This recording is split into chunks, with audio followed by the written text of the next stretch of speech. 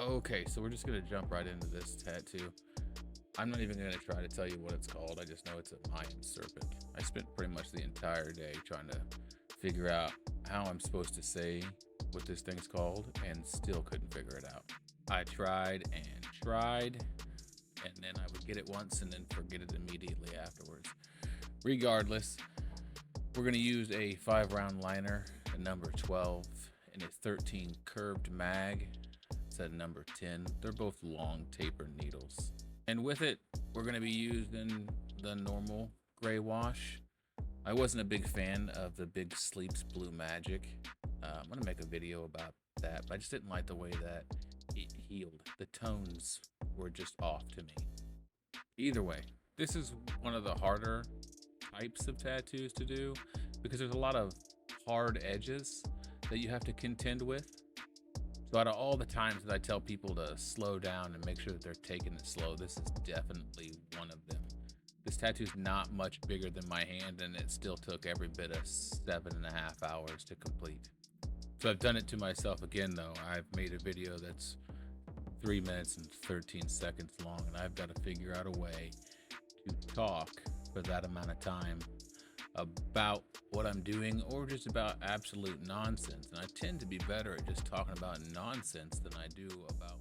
I get asked a lot about what my favorite place of the body the tattoo is, and this is definitely my favorite place on the body of the tattoo, the inner arm.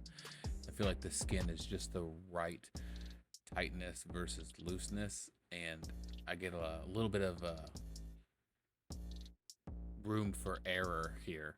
If the skin's not overly tight, then I can layer a little bit more, a few more times than you normally can in the tighter areas, such as like the forearm or a calf.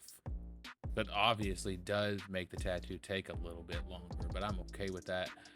I'm all about taking my time and doing it right anyway. So if it takes a little bit of extra time, it is what it is.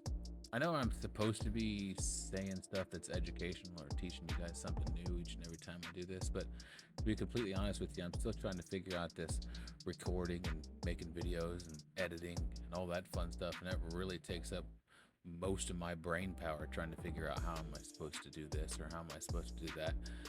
So the longer I do it, the better I get at it, the more I'll be able to really focus in on what I'm doing and how I'm doing it, why I'm doing it, and when I'm doing it.